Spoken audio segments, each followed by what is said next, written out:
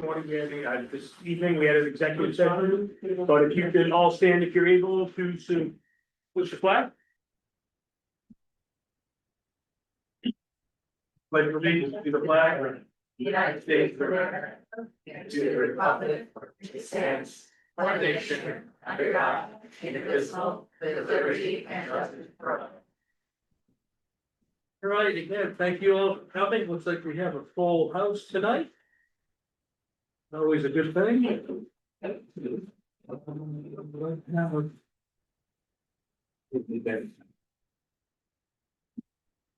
So, roll call, we have a full council tonight, everybody's here. We will open up with public comment, which is open to anybody who wants to comment on anything tonight that is not on the agenda. If you'd like to speak, I'll bring you up. Please state your name and address, keep all your comments directed to the chair, and if you choose to answer one, or if we answer one, I will acknowledge who will answer that. Who'd like to step up first? You're in the front row, ma'am. Thank you, Chair. My name is Maggie Raymond. I live on Sewell Road and I'm a volunteer with the South Berlin Reporter. I was looking online for the minutes of the most recent Historic District Commission and noted that the last minutes posted on that webpage are from 2024. So I was hoping you could get that updated so I could get those minutes. Thank you. Definitely, we can. Yes.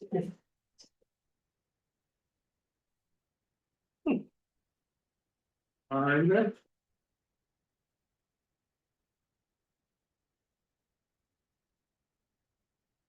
Steinhauer, 19 Hill Drive. This may not belong to town council, it might be town manager, but the flag brigade that happens in town.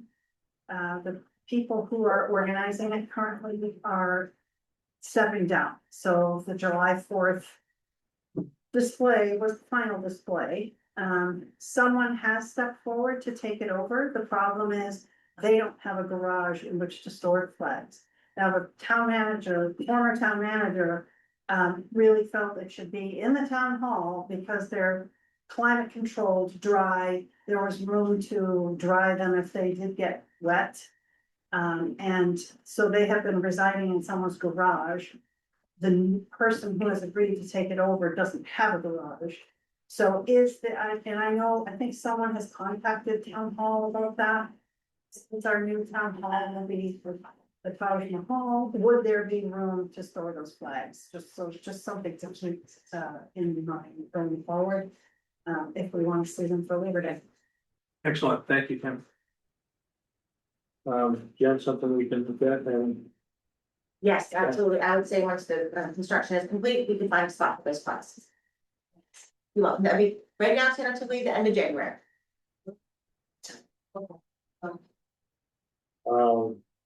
we'll see what we can do prior to that. Maybe somebody from the community will step up where they space. Okay. Somebody. We'll go to the left, then I'll go to the left. Paul Steinhardt, Hill Drive. I read in the news the other day that the town of South Berwick was successful in their suit with the Maine Supreme Court as far as Mick Estates versus the town of South Berwick, which is good. What I'd like to find out is, did the judge award costs and fees so that we can recoup all the legal costs that we got against that? Thank you.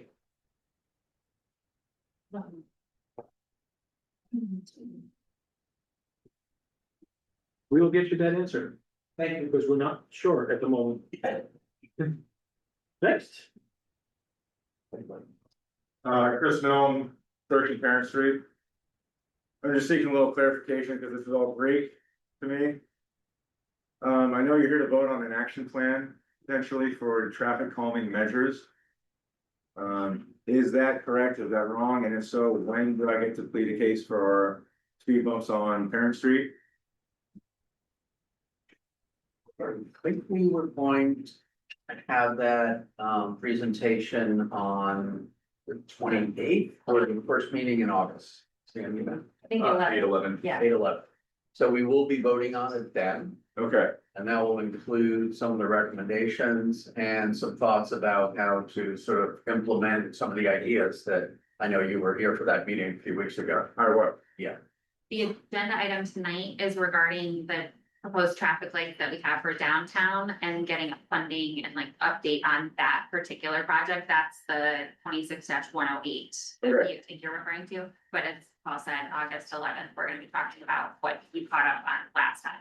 Sorry Perfect. about All good, thank you. You, Yes, ma'am, in the back.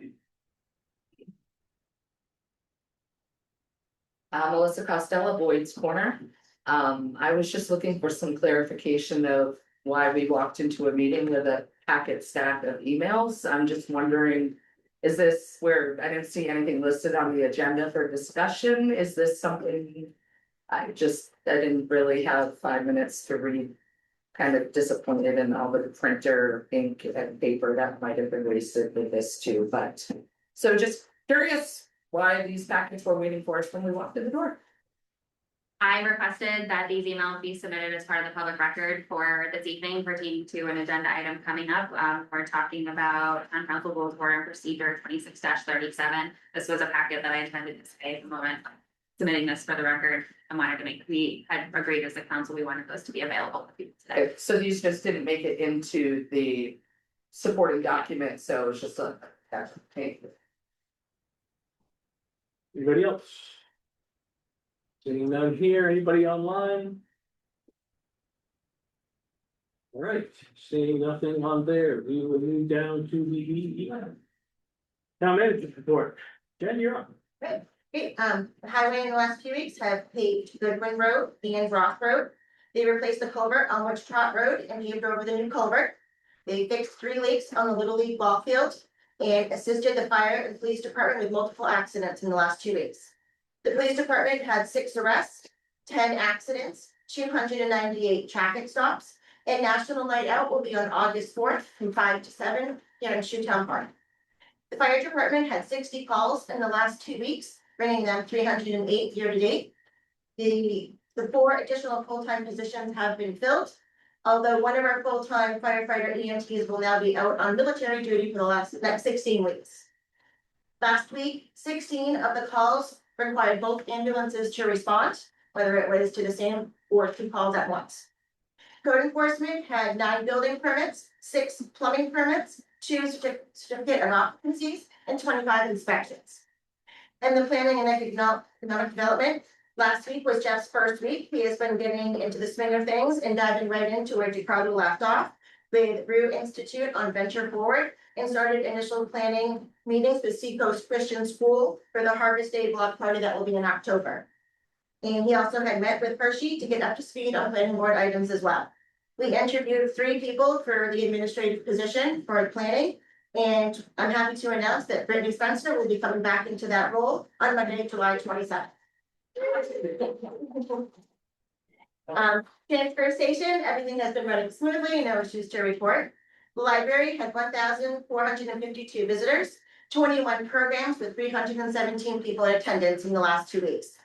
We are in the process of getting some estimates for fixing the ceiling in the library. The horsehair plaster is starting to crumble. Starting on Tuesday, the library is going to start circulating e-bikes. This service is in a partnership that we have with the Maine Bicycle Coalition. They have loaned us 2 e-bikes, which we will have until mid-September. And they can be borrowed for up to 3 days at a time for adults 18 plus with a valid library card. We also have helmets and locks and chargers that will go along with the rental of bikes. Recreation, the summer camp has started. Kids are cooking and art programs have also kicked off this week. We received 5 RFPs for the playground in Aggie Field. We opened those this afternoon at 2 o'clock. They will be hung on the wall here at the community center Wednesday, July 22nd from 9 a.m. to 5 p.m. for anyone to come look and give any feedback towards those projects. And that will be on the council agenda for the next meeting for final approval for the council to take the project. Senior program, they went to go see Patsy Cline show at their Inner Lakes Theater in Meredith, New Hampshire last week. Assessing is working on the final reconciliation numbers for the commitment that we will do in August, and also working on tree growth and farmland recertifications. The town clerk's office did 452 motor vehicle transactions in the last 2 weeks, 29 vital transactions, and 8 notarial acts. The office has begun organizing election material and preparing for the nomination papers for the November 3rd election. Finance and safety, Heather is working on our tax club applications. Those will be going out soon to previous members. And we also had a quarterly safety meeting that was held yesterday. As I mentioned, we had 3 interviews yesterday for the planning assistant. Jeff and I did that. I have 4 interviews tomorrow to replace my executive assistant. She is moving to Texas in August. And working with the fire department, there will be a new union formed with the fire and EMS staff. Year-end duties are still a part of, by process, helping the finance department get ready for the audit, which will be September 21st to the 24th. And today we met with, Maine Department of Transportation for the downtown traffic lights. The preliminary design was at 55% as of June. There is still a lot of work to do for this project. At this stage, they have designed the reconstruction of the roads, the sidewalks, and reviewed the drainage. Sebago Technics would like to have a finalized plan in October, and at that point in time, Maine Department of Transportation will be able to give us a solid estimate. We know that Susan Collins has asked Congress for an earmark for this project, which is also known as the Congressional District spending. And if the project is approved in September, they have to approve that by the end of September. We are still expecting at this time the full 80% federally funded, 10% state funded, and 10% locally funded. And we are planning to have an in-person public workshop tentatively scheduled for late September. That's it. Anybody have any questions for the town manager? Right? I'm sorry, Chuck, we're gonna talk about this at the end of the meeting, so I just wanna clarify like what the public input side of it would be, like when we can do that, and that'll be the end of September or before then, or? We have already done a virtual public hearing, and we do have the feedback from that meeting that I can share at the next meeting. And later in the agenda, we have Tiffany Roberts' letter. Okay. Yes. All right, moving on, we will go on to approval for following minutes. First one up is Board of Assessors dated June 23rd, 2026. So Chair, I'll make a motion to approve the Board of Assessors meeting minutes from June 23rd, 2026 as written. I'll second that with motion and a second. Any discussion? Hearing none, we'll move to a vote. Sam? Aye. Paul? Aye. Joel? Aye. Valerie? I vote aye also. That motion passes 5-0. Moving up to the town council meeting minutes from June 23rd, 2026. Any comments or discussion? You can get any corrections. I'll go ahead and make a motion to adopt the town council meeting minutes from June 23rd, 2026 as written. Second, we have a motion and a second. Any discussion? Hearing none, we'll move to a vote. Sam? Aye. Joel? Paul? Wasn't here. Well, not. Steve? Second. Valerie? Aye. I vote aye also. Motion passes 4 with 1 abstention. Moving down to signing of the treasurer's warrant. There are 3 tonight. We're finishing up 26, so if that clears up any confusion. So the first one up is fiscal 26 dated July 9th, 2026. Mr. Chair, if I could read something to the record that I didn't related to this. Yep. Fellow councilors, I'm submitting this letter to put my rationale on the record in writing, in addition to the explanation I have given during many past votes on the treasurer's warrants.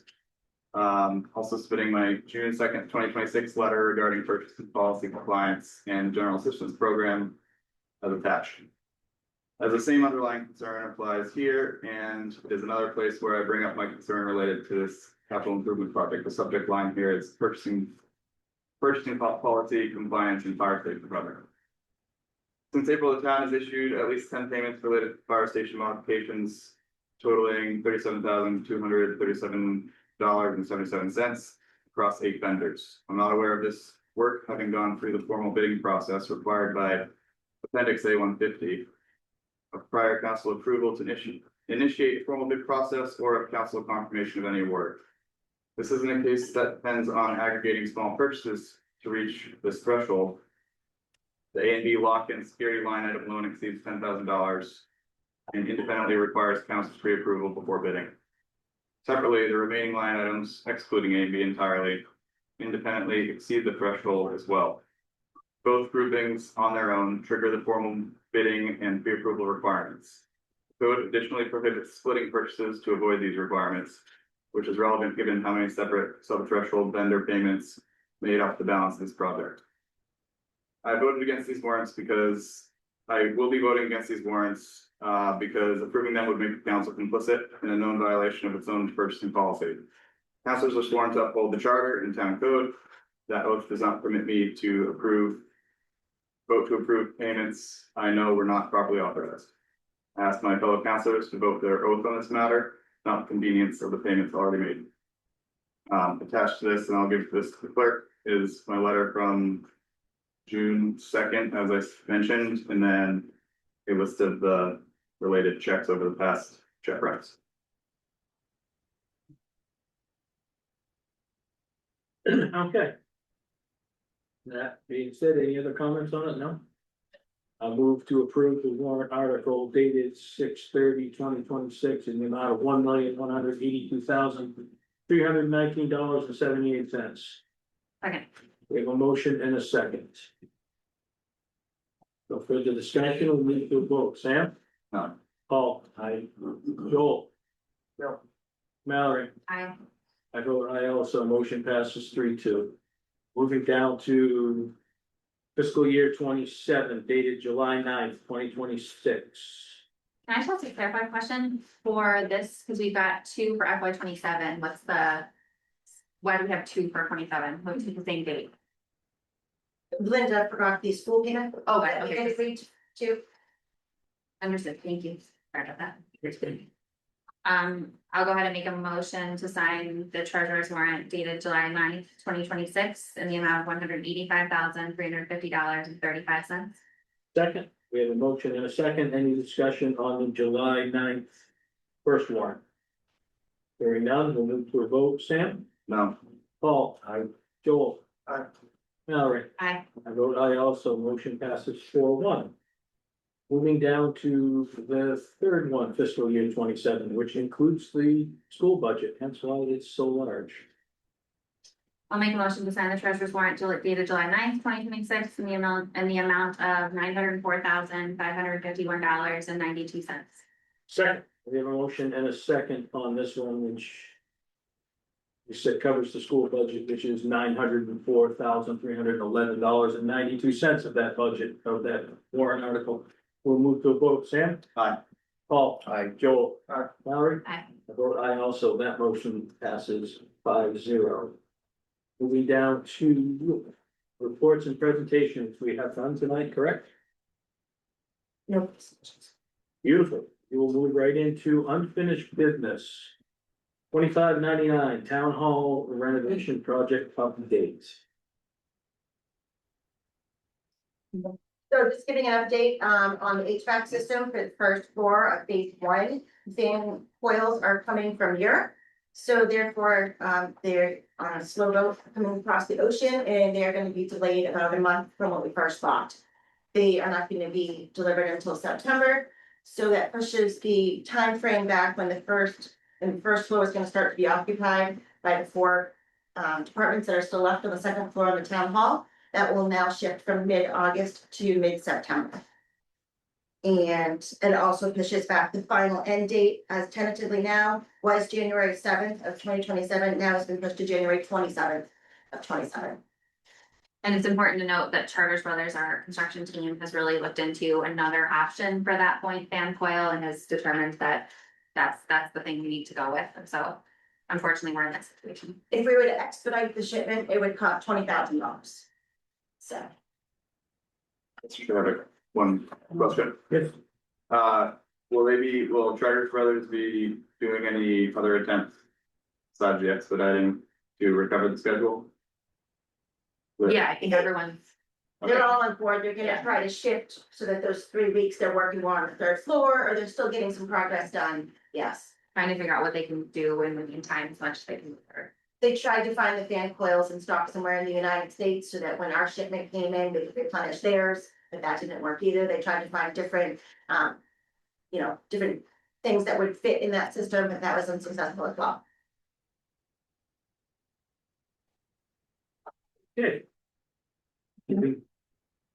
Question about town hall language. It's not related to the subject, but in April, the former town manager sent a letter to the architects saying that the town was considering a potential claim. I was curious what the update is on that situation. We have worked with Oak Point Associates. We have had 2 meetings with them. We have had legal counsel review. They have had their insurance company review, and we will be talking again tomorrow about those findings. So no resolution has been come to yet. Do you expect that to be coming soon after this? After this Yes. meeting? Okay, thank you. Well, Okay, moving down to 25-108 landing trail ordinance update and downtown revitalization plan update.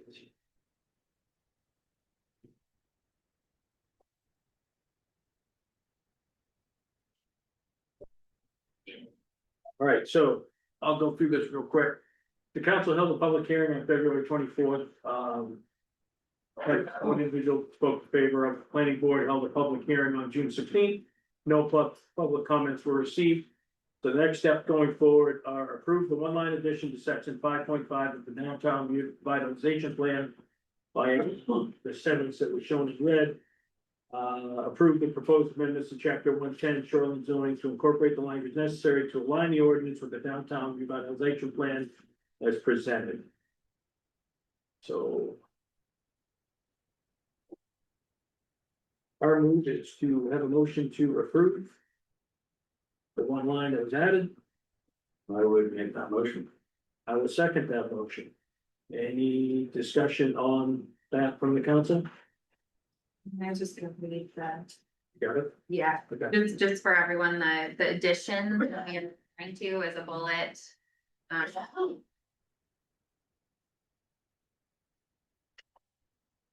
It left my screen. do you want me to read it? 39. It's just a bullet that reads, support the construction of the landing trail as an essential connection between the urban core of the downtown. Recreational open space and valuable sites of national and historic significance in South Berwick. It's that, just that change that we're adding under the section that reads recommendations. All right.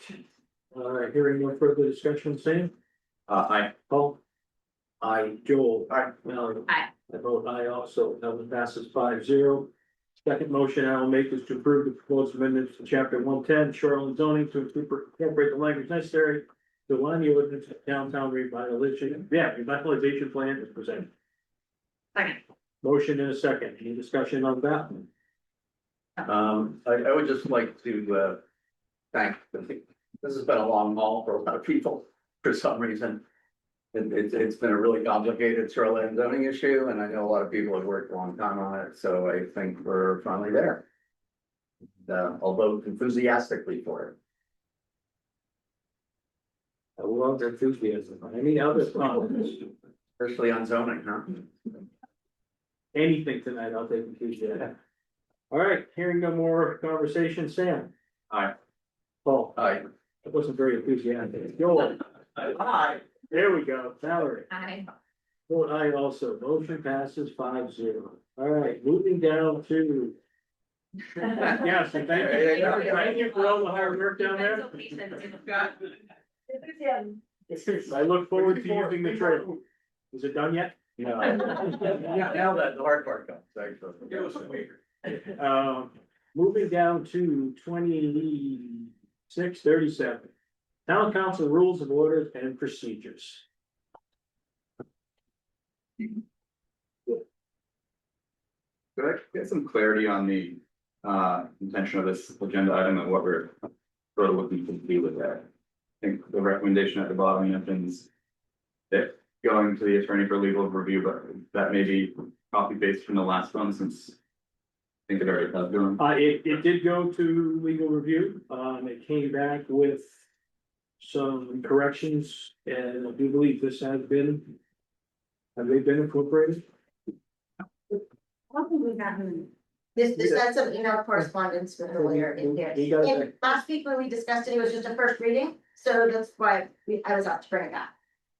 If I remember correctly, I think the last time we met, we had decided to table this for another time because we needed, because it was the first meeting Joel that you had proposed, so we had put it on our agenda for this evening to review. Yes, I just put it forward. Yeah, Mhm. and I'll be honest, speaking for myself, I don't know that I think this conversation is entirely worth our energy right now. Because I think that this council has a fundamental disagreement on how to interpret our town charter.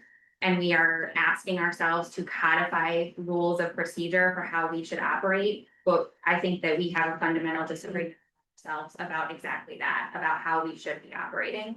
And I am not personally, first of all, there's several things laid out in this proposed document that I am not supportive of. I do not think that the way these rules of order and procedure are laid out do fully align with our town charter.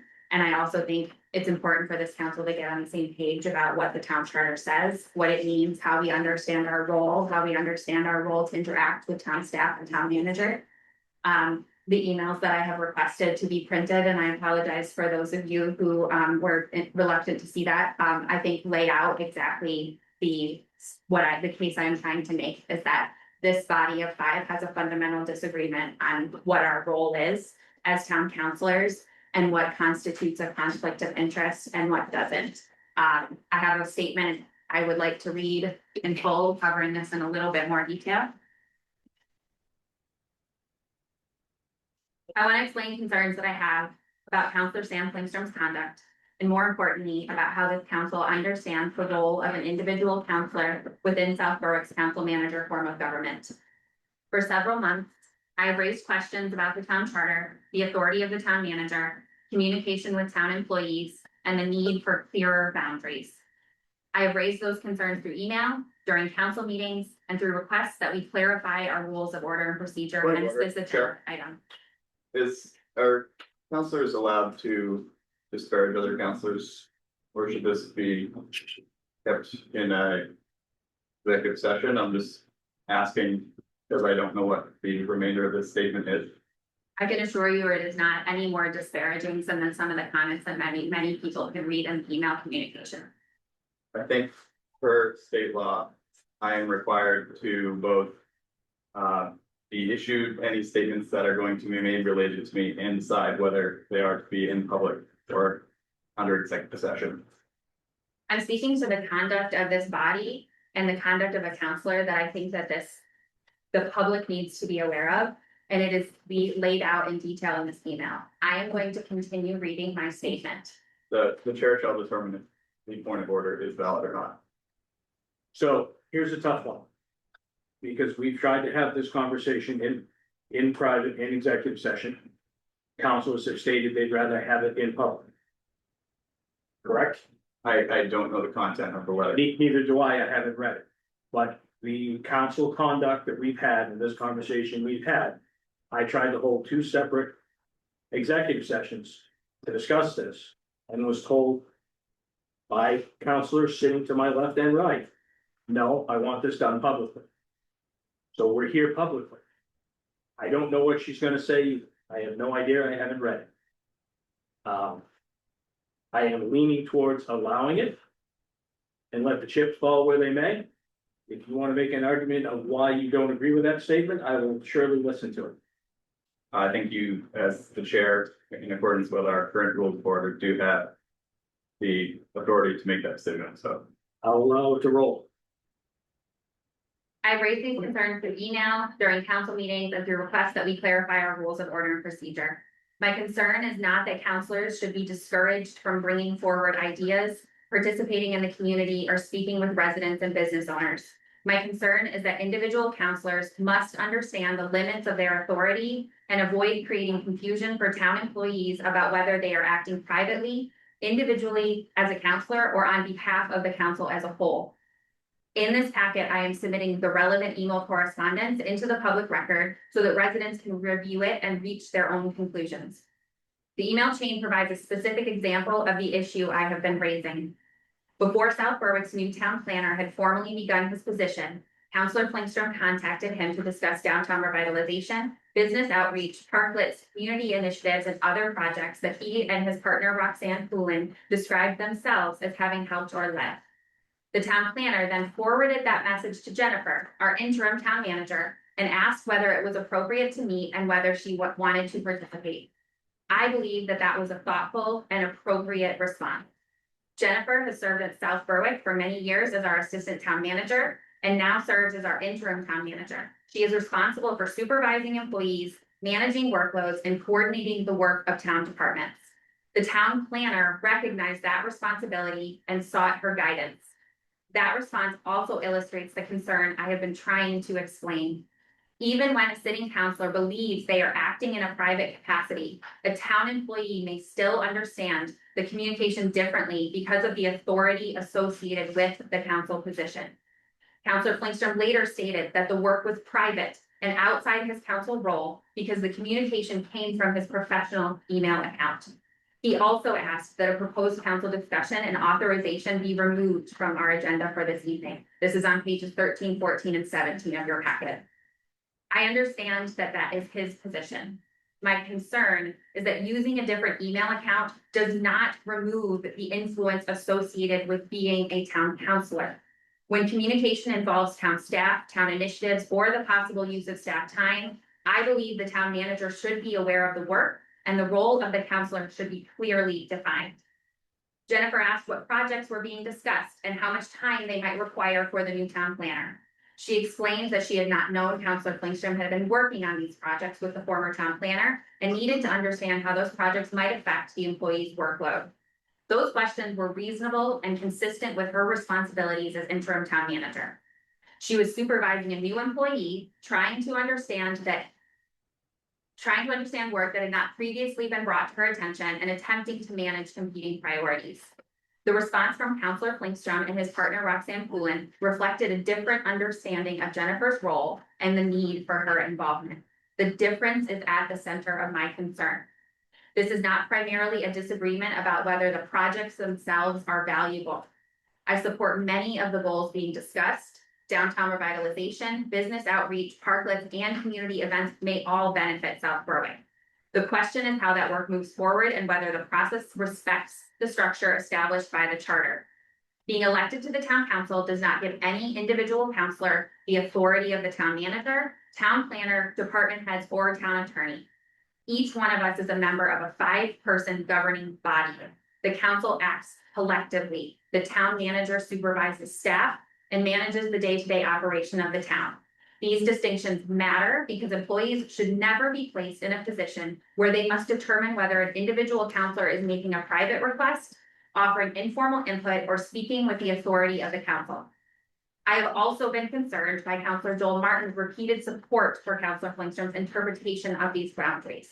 When two relatively new councilors repeatedly reinforce the same position, there is a risk that concerns raised by people with more municipal experience will not receive sufficient consideration.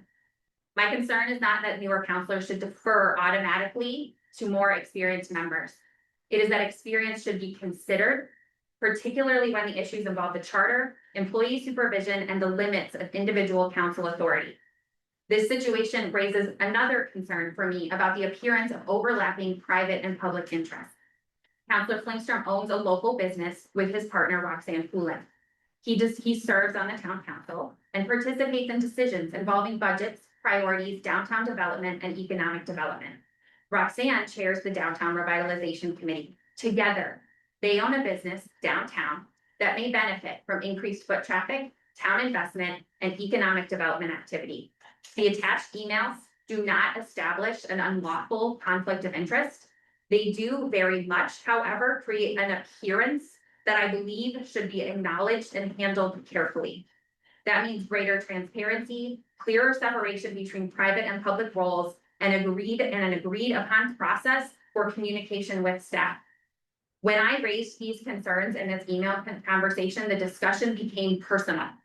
Roxanne Poulin wrote that town government was Point of order. not my sorority. Roxanne Poulin is not here to defend herself. That is not my problem. You're talking about residents that are not here to defend themselves.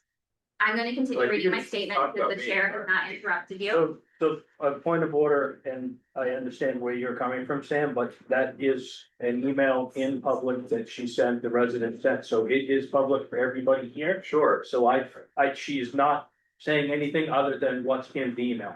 And that's, that, there's no defense here. That's all I'm saying. I wouldn't expect anybody to defend, but those emails were sent to us. The public all has them. If she wants to quote them, we've done that before. Sure, if it's quoting the email, I understand that. Roxanne wrote that the town government was not my quote sorority. She suggested that residents did not know me. She accused me of grasping and fear mongering, described my approach as totalitarian, and commented on my candidacy for higher office. I found those comments unnecessary and unhelpful. They did not address the underlying questions about the charter, employee supervision, or the separation of public and private roles. Public disagreement is appropriate. Personal criticism makes it more difficult to resolve the actual issue. My concern is especially significant because I will soon be leaving the council. 3 councilors will remain, and I am concerned that the majority of those do not share what I understand to be the basic boundaries established by the town charter. That does not mean I believe they are acting with bad intentions.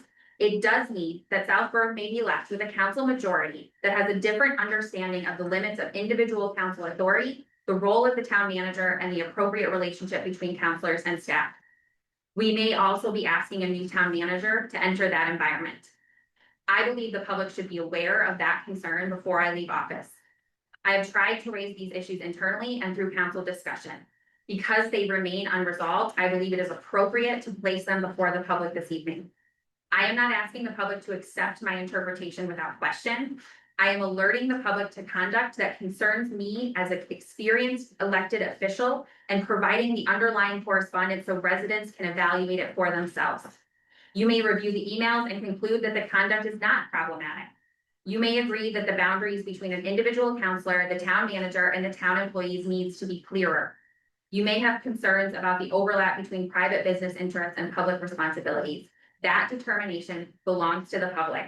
My responsibility is to ensure that you are aware of what has occurred and have access to the information necessary to reach your own conclusion. You may agree with my concerns or you may reach a different conclusion, but my responsibility as an elected official is to make sure the public has enough information to decide, hence the email packet. Thank you. Mr. Chair. Yes. Could I read the email I sent to Jeff? Yeah, It's in the packet. Jeff, good to see you the other day at Happy Valley. Roxanne and I were wondering if you would be interested in meeting up at some point soon to chat about, well, anything. We used to meet DiCarlo fairly frequently. He's pushing downtown and community efforts and to do what we were able to propel downtown revitalization and business stuff. Obviously, all is stalled out on his and Brittany's departure, but we would like to jump back on the things that we were helping / leading. And hopefully that will help you too. Anyway, blows myself. Let me know what you think. We can meet at HB most any day. Mornings are great, but can be flexible. Cheers, Sam, Roxanne. So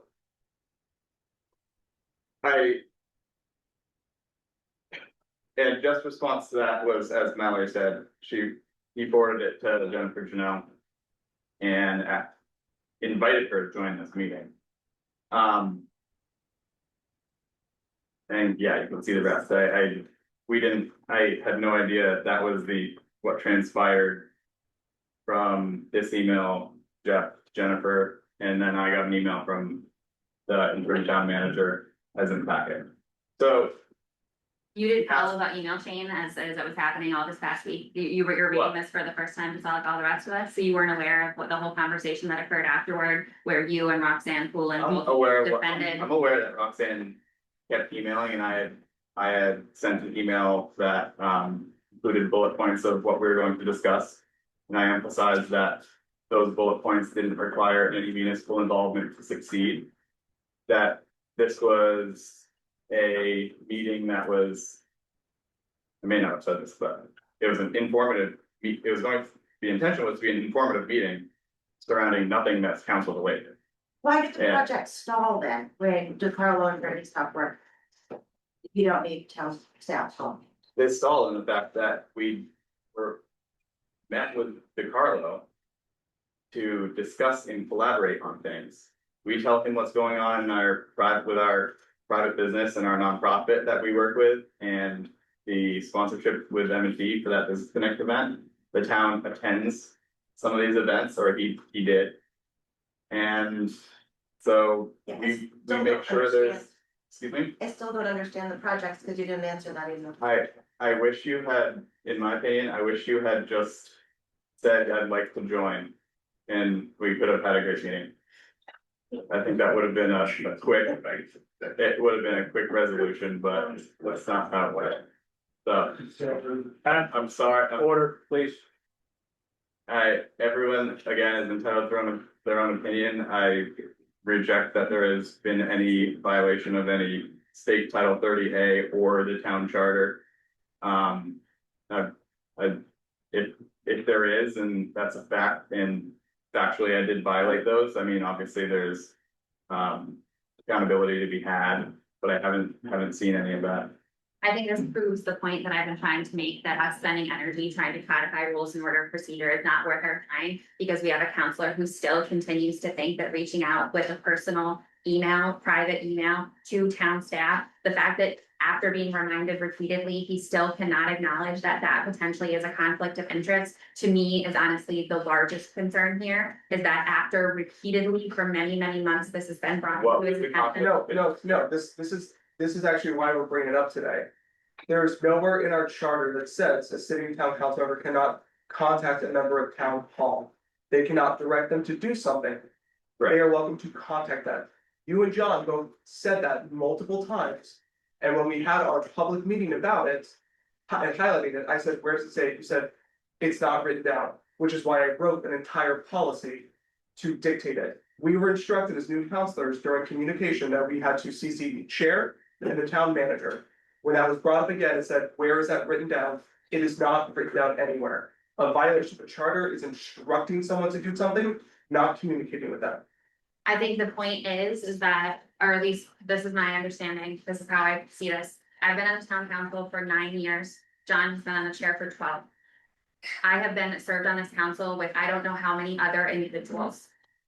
This fundamental piece of how our council manager form of government is supposed to work, and that counselors should be working through the town manager on even the smallest thing and give them an awareness, is something that counselors have never been in disagreement about. It has never been anything we have had to have documented. Yes, I wish I could say that right now we had all of these steps documented with absolute clarity. But it has never been an issue because everyone has understood how the charter is intended to be interpreted. This situation is very much highlighting that we need to document those rules of order and procedure. However, this council is not on the same page. And my opinion is that 2 of these counselors are interpreting our town charter incorrectly. You just admitted multiple times that you're interpreting it in your own opinion. And our opinion might be different. Again, written in our charter. You cannot direct someone to do something. You are welcome to communicate with them. You said multiple times in your speech and on your blog post that you can hear complaints from people at town hall. So you can communicate from town hall, which based on what you're saying is a violation, correct? We've had multiple complaints from staff and department heads made in public and made to us privately on the way this council has contacted them. We have had it from town employees that have left. We've had it from current town employees now that have reached out to us that don't understand why everything changed. And again, I go back to, yes, 12 years sitting here, 9 or 10 different counselors sitting next to me at different times. At no point have we ever not gone through the town manager. It is the reason why, and I haven't asked him, I haven't talked to him, I don't think I've talked to Jeff other than the night he was here. I'm assuming that is why he sent that email that he got from Sam to Jennifer, because he came from Elliott. He has a municipal background, and the process is, it goes through the town manager, no matter what capacity you're going in, if you're an elected official. That's why he sent it to Jen. He understands those basic rules, whether they're written down. I don't know if they're written down in Elliott, but he seemed to have a clear understanding of So it. we can. So can I- Get it written down. I'd like to make this, say Go something. ahead. let's take this to its logical next step. If I'm gonna go home tonight and I'm gonna send Jay an email. From my private email, I'm gonna say, this is coming from my private email, I'm addressing this to you as a private citizen, I have 5 or 6 things I would like to talk to you about, projects in town that I would like to see you address. But there's no municipal involvement, you don't need to tell the town manager. Is that where we're going? Is that like what we think we can all do all the time? Are you talking about projects that would require town resources? But Sam, the idea that you would have 5 or 6 projects, but to me, the actual idea that you're asking Jeff for a meeting to talk about 5 or 6 projects means there is municipal involvement. And you know, whether you're giving him direction or not is not the point. It's like it, you know, to me, it's this could have been easily avoided, I think, if Roxanne had sent a letter to Jen or to Jeff or an email, but the letter came from you, from a private email account, 2 days before the guy started, asking him for a meeting. If Roxanne had sent it, said, Jeff, I would like to meet with you, talk about some of the stuff we're doing, then Jeff probably would have sent that to Jen as well. And then it's up to Jen. I don't think there's a need for council involvement at that point. I just think there's a protocol and it's not really that difficult to follow. Okay, I would also just like to say, I was, I got involved with my only email in this whole chain was, as this got started, was at, you know, on Monday morning. As we started debating this, I said, Jeff literally started working for South Berwick an hour ago. This was during the debate of whether this, I would respectfully ask that we discontinue this discussion until he has time to get his feet under him and we as a council have time to jointly discuss priorities. That led to an email in response to me saying that I am essentially muzzling someone that, and well, people can read the email. When in fact, I'm trying to make us work as a body and it shouldn't be that difficult. But instead it sent off a week-long chain of emails. So I don't know what to say. I'm angry, I'm frustrated, and frankly, this whole chain of emails is embarrassing, really. I felt horribly for Jeff, and then he gets a FOIA request after being in town for 2 hours. So And I also think it's really important to note that, you know, we have a couple of, in this email chain, there are a couple of people who chimed in support of the town charter, and the response was a personal attack. That is creating a culture of intimidation in this town, whether we like it or not, that is what is happening. And I really urge the public to, is that what you want? Is that what you want for your town government? Is that what you voted for? But I'm telling you, you can read it from this email. When I chimed in to support the town charter and to very objectively, without personal attack, explain why this is a problem, I would then receive personal attacks. Jennifer was also personally attacked. And so we now have a culture of intimidation happening with the town council and our town staff.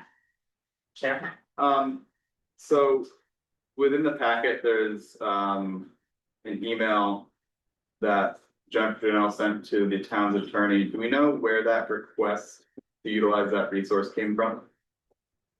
Came from me.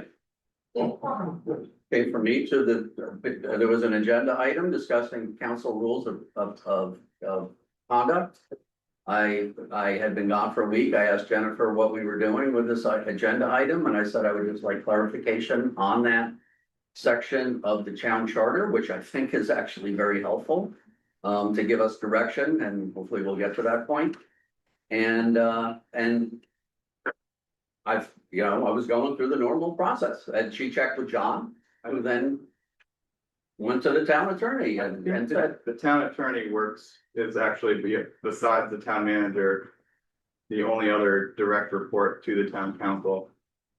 So I just find that sort of interesting double standard almost.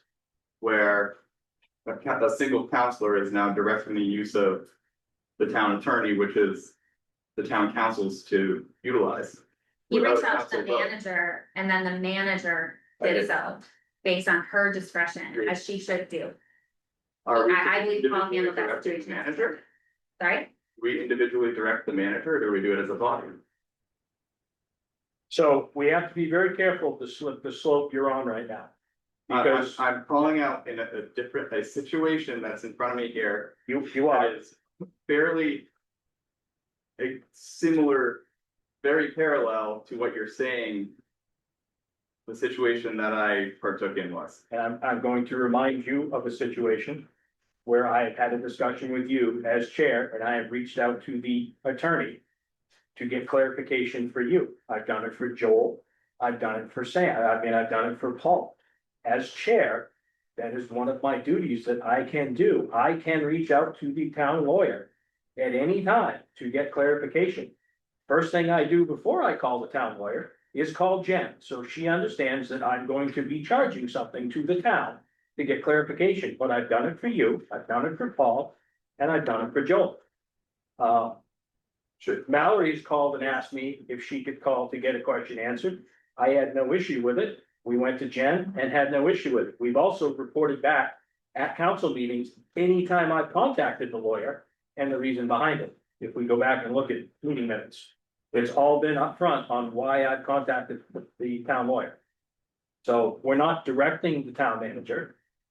We're asking so she understands when the bill comes due and it says 100 hours or $100 talking to John for 15 minutes about something that we have a question on, she pays the bill. As otherwise reconciling that would be really hard for charges that we don't know where they come from. So I guess, I mean, I know it's been claimed that. Two counselors here. Aren't willing to follow the charter in essence, or have different interpretation of the charter. I think differences in interpretation is. Okay, it's bound to happen when the rules aren't clear, and that's why we're here to begin with. Because they're obviously not clear enough. I don't think that a single person's interpretation takes precedence over another's, even if, just because they've been there longer. I do have concerns that, it seems as though Mallory has been talking to town staff directly about personnel related matters. So, but, you know, if there's a rule to be followed in that, then obviously I'm going to follow it. I resist the accusation, or assertion that I won't. Unless you can point to a rule that I have broken. So I'm gonna go down this road because this is the easiest way I can do it. I've been coming to town meetings for town council meetings for a long time before I actually served here. I was brought on with people that had served for 15 or 20 years, and Jean Dimopoulos, I can't say her last name, sorry, Jeannie, and Jack and Russ Abel. These guys have been here forever. This is the way we did it. I understand it's not codified. However, when we had a meeting with the town attorney on our first week as a new city council, it was brought up. This is how it will go. There was resistance then. There's been resistance since November on when you can and cannot contact town employees. It's been brought up. It's my First Amendment right to do this. It's been brought up everything. The way this place has done business doesn't make it right, but the way we've done business for the longest time I can remember, if there's any communication, goes through the town manager. That's what we asked. It still isn't happening. That's one of the fundamental reasons we have these rules in front of us that Joel had put stuff in here. Is to get that in black and white. I don't know why we need it. We're all adults. I don't know why we can't agree with it. My neighbor is the fire chief. If I go to talk to Nick about thanking him for cutting my grass, that was great. I needed some answers from him the other day. I called Jen and said, hey, I'm gonna walk over and talk to Nick. It's absolutely ridiculous. However, I'm an elected official. I take that very seriously. I went over and talked to him about business. It wasn't about his kids or my grass. That's how I view it. Not everybody views it that way. So that's my hang up with this is That's how I was brought into this. That's how I'd like to leave it. I'm not sure we're gonna get there. I mean, I think these are our rules of order of procedure to their, govern ourselves. I don't see why we couldn't get there with someone making a simple motion to add a rule. If that's what you want, if that's what is so desired, I mean, I'm okay with that, but I also don't understand what's wrong with a gentleman's agreement if this is what we're gonna do. Cause I've done some of my best deals shaking somebody's hand and walking away. because you guys don't trust. I don't trust because every time we said we're gonna do it, we came out of a meeting sitting here, we came out of a workshop with good thoughts. We Yeah, came out of here with good intentions. Within 4 days, they went down the shitter, excuse my French, because we went back to doing business the way we were doing business before. In 4 days, we went right back to it again. So it's not trust, Sam, this is how it should be, and if it needs to be black and white, then let's lock it in black and white and get it done. Okay, start your thumb. And then another thing I just wanna add is that, there have been, and I'm not gonna speak to details, but there have been a number of HR personnel, significant legal issues that John and I had to navigate as former counselors. And in those situations, it becomes incredibly important that we are buttoned up with what is our role as a town councilor relative to staff, relative to committee members, volunteers, etc. You have not experienced those things yet. You surely will.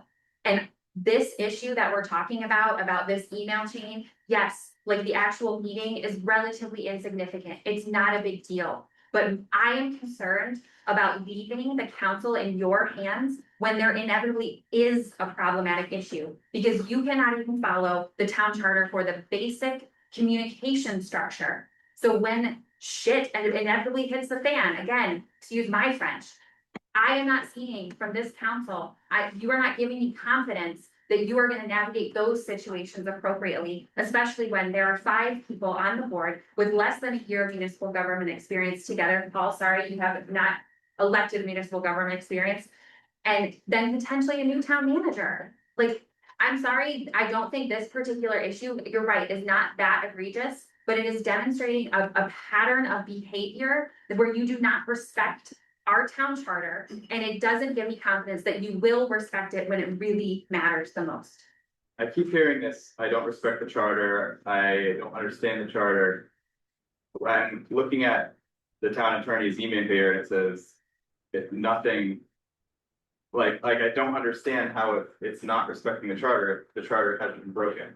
I guess I'm black and white in how I think, but like, again, the charter hasn't been broken, it sounds like I'm being accused of breaking the charter. You are being accused of breaking the charter. That's literally what my statement Which was. part? The fact that you reached out to an employee from a private email, and then when called out by the council, by myself, by Jennifer, that was inappropriate. You could have easily had an opportunity of, oh, you're right, okay, we'll go through this process to get the appropriate council authorization. So we could have a public conversation where we all say, Sam is going to work with Jeff on these issues, these things, we are all good with it. The public is aware, it's included in our minutes. We have addressed any potential conflict of interest in doing so. That is the piece that has been missed. I think that is the piece that you are misunderstanding, is that there is a very clear appearance of a conflict of interest here because of your business partner also serving on a significant committee that affects economic development work in this town. No one is saying that the work that you want to do is problematic. We are asking you to have the appropriate conversation and navigate it appropriately to minimize the appearance of a conflict of interest and address it head on.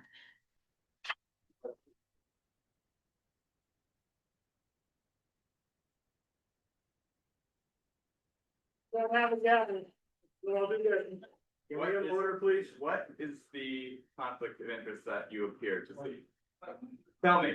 Oh my gosh, I own a downtown business and I'm a counselor. You're proving And my I point right now. perform economic development activities in the downtown that are outside of the town's own economic and community development activities.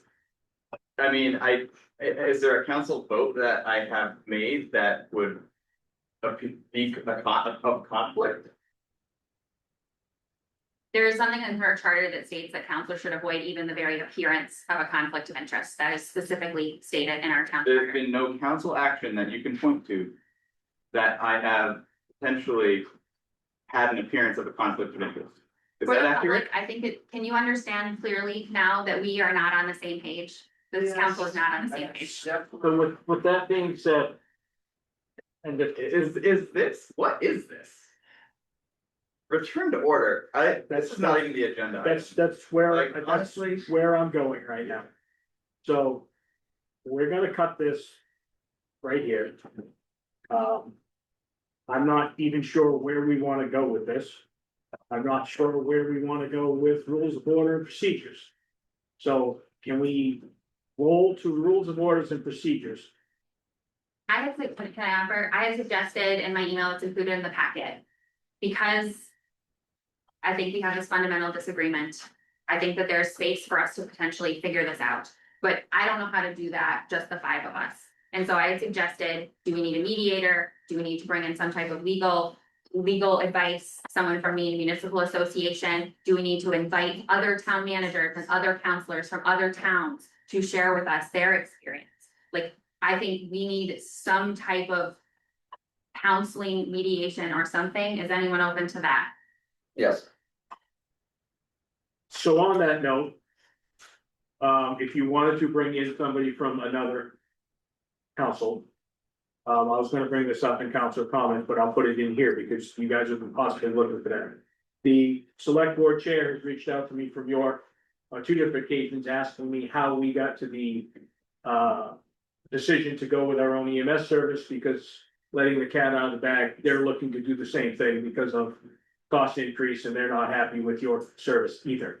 So he's reached out to me twice just to ask me how we got to the process and what we did. I can reach out to him to see if he could possibly come sit with us and. Maybe he's got some advice for us as a council, or we could get a mediator, so. We're not going anywhere the way we're at right now. This isn't gonna do any good at all. you know, I would contact the Maine Municipal Association. I would talk to our town attorney. I've read what Joel put in there. His suggested ideas on rules of conduct. I thought, for whatever objection you may have to what the attorney was asked, I think it provides additional clarification. Maybe I'm being extremely Pollyannish here. I don't think we're that far away from like resolving this, as if we can come up with some rules of conduct. If we put together and codify some of the thoughts that Joel had, some of our own attorneys, bring in MMA. Codify those into a document, and then we vote them up or down. And if people want to vote them down, then whatever, we'll move, then fine. We'll see where we land. Or we'll keep the existing charter the way it's currently working. So, But I mean, we're just spinning our wheels here. so it's not the charter, it's our rules of order. The charter is a bigger change, and I agree with you, Paul. I agree with about 90% of what Joel wrote. There's no issue with a whole bunch of it. As far as voting it up or down, here's the scary part of this that really does, my vote doesn't matter in this. So I'm gonna go with the will of the council to a point, because in 4 months, I'm done. I'm not coming back. When I leave, these change every year by the will of the council. So no matter what we put right now, if you 3 new councilors don't agree to it, you can change it in your first meeting in November when I'm not sitting here. So my goal is to work with you 3 and come up with something that's gonna stay, so you can incorporate it into the next 2 councilors coming in, so you have something that's there. So that's my view of these rules right now, because again, I will not be sitting in this chair in November. Not even in a write-in, am I sitting in this chair in November? Is it possible for me to make comment? Yes, no, but just has to be acknowledged, sir. I would love to be acknowledged. You're acknowledged, Joe. Thank you. I want to hear from Jen real fast, if you don't mind. You sent, correct me if I'm wrong, did you send Sam's email to the lawyer for review? I feel like that happened. Yeah. Okay. Second, looking at this, could you follow up on this? Would this have all been solved at the very beginning? If Sam would have just put you on the. At the very first month ago. That would have helped, and I was still looking for the answer. No, which is which is fine, but without like. In terms of us violating a charter, which we have all now agreed. Was not violated, we're directing. And if we pass what we said here, you are meant to be CC'd on everything. Would would you have preferred that? Absolutely. Okay, great. With a follow-up that we received from Jeff, would want like him interested in that meeting, is that the typical process that you? In your roles, interim town manager would like follow? Yes, and I also would like to know more about what it's about. So again, the questions I asked, what are the projects? How long are they gonna take? Workload, so that I can make sure that he's not overwhelmed in his first week or. Completely fair. whatever that looks like. Yeah. Yeah, Completely fair. and like that's sort of like what the meeting was. I mean, I can't know those things if there is no such meeting, and like, if he wasn't even interested in being involved in any of this stuff, then it would have been, oh no, I'm too busy, and he walks away. So it's like, I mean, I feel like it's really been rolled way, I think it's. way farther up than what it needs to be, and like, There's a place for us to meet in the middle. It's a place for us to meet in the middle. I see both sides. I just want us to meet in the middle with this.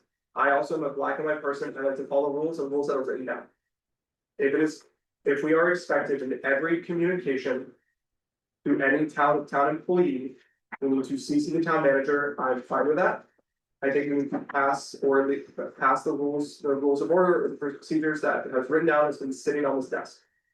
We've been talking about this for months, which has led to me taking the time to write these down. I'm just. It is my first municipal job, as been commented on.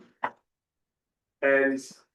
Since we're all just swearing to, I'll say I'm just pissed at this point. Over the past several months, we have sat here. And. I know John and Mallory have tried their best to kind of educate us, but sometimes it really does feel that there is a rules for different people. And it also does feel that one counselor does get targeted a lot. Our charter clearly says that a council manager form of government, and individual counselors may not direct staff or exercise authority. But we're allowed to email them and contact them and ask questions to gather information in our roles as counselors. We can verify that we have to put the town manager on everything. Unfortunately, this drama started yet again. My interpretation of the email that no staff was directed, but at this point, everyone has their interpretation, which is why we need finite rules that are written down that are black and white, because the gray is not helping us. My bigger issue that has come from this, one, two, I will say that Mallory being attacked in emails is not okay. Thank you. Second, I also think that you, Mallory, in your capacity as counselor, writing a blog post, and then in this today, saying that members of this council are not following the charter, is your opinion. And is really just sets us up for everything that you're trying to fight against. I want you to be able to leave us with confidence. Also, at the end of the day, the confidence that you have in this council doesn't matter. It's the confidence of people of South Berwick. Everything that has been said today has just been opinions. And we actually have things that we can focus on and do. So if we're going to do the next step, let's lay out what the next step to move forward together. As you said, there were great ideas listed by Sam and Roxanne that would benefit the town. You and John have been doing the best that you can, but we were also told you have to follow these certain procedures that were never written down. So let's write them down. Let's make them public. Let's get it out there so we don't run into this again. We also need mediation because I think there's bigger personal issues and people need to deal with their shit. I'm done. So, I just wanna say one thing to that, and then I really wanna put this to bed. And I don't think it was the intention of how Sam wrote it, but I completely disagree with you on not directing staff or not using municipal staff. Because in Sam's email, he says, you can meet me any day, if that works, any morning at Happy Valley, correct? Jeff works every morning, so if Jeff goes there, he is in official capacity, and that is how. And I don't believe that's how Sam. but that's not meant- directing, I that's did it. like, that's an invitation. But you are still utilizing town resources that are being paid. Okay, That's the only inference I can That get is from not it. giving orders, directions, or instructions to town staff, which is, Okay, It's not. you're right, we can play semantics all you it's not want. semantics, that's cut and dry. Okay, So like, if I may, since this agenda item is related to, rules of order and procedure, I'd like to make a motion. I move to add the council rules of order and procedure as item number 37, of which there is not one right now, that all emails from councilors to town staff members shall include the council chair and town manager. Or shall include the council chair and the town manager on the two or CCs of the line. I have no issue with that. Again, that's where we were going in the beginning anyway. It still falls back to the other side, and it's where the general disagreement comes, and you and I have a disagreement on that, on private citizen versus elected official, and I don't think you and I are ever gonna meet in the middle on that. Because you have your view, I have my view, and I'm okay with leaving this room with disagreements on it. I feel that as an elected official, when I walk in the town hall and Monique sees me, she does not see me as John James, 59 Hoover Sands. She sees me as Chairman John James. I can tell you, I was standing in line and they were doing other stuff, and she looked over to help me. Chances are although she's a very awesome town clerk, she might not have done that if I was not on the town council. She might just see me as a regular person. That is how I view it. I have to hold myself to a different standard. When I coach softball, I held myself to a different standard than a lot of other people do. Look at my Facebook page, there was never a picture of me at a party with a beer in my hand, because that's not the image I wanted the kids to see on my team. That's me, that's personal, that's how I was raised. That's my belief on an elected official in this town. Again, you and I fundamentally disagree, I'm okay with that. Putting that in there answers a lot of my problems. How do I get a building permit? You go in and get a building permit, again, so. Again, You know what I mean? no, I went in and got a building permit for the shed, for the softball team. I clearly stated when I walked in, I am not in official capacity, I am the field manager for Sproul softball. I think if we can, Yes. There is no second to the motion. no, there isn't yet. You know, Nobody seconded it. I mean, I think we can piecemeal together like 10 different items here, and I'm fine with what you just said, Sam, fine. I think there's a fundamental issue on, I mean, if we cannot agree that there is no separation from your role as a private citizen and your role as a town councillor when you are working with town staff. You cannot say, I'm doing this as a private citizen, because that is not the way the town staff is looking at you. If there's a dispute on that, then I think we should ask the town attorney for his opinion on that. I think it's settled Maine law. I did some research on it, MMA points that out, and it's unfortunate. Well, I guess that's my point about the building permit, it's like, because if I go in and. I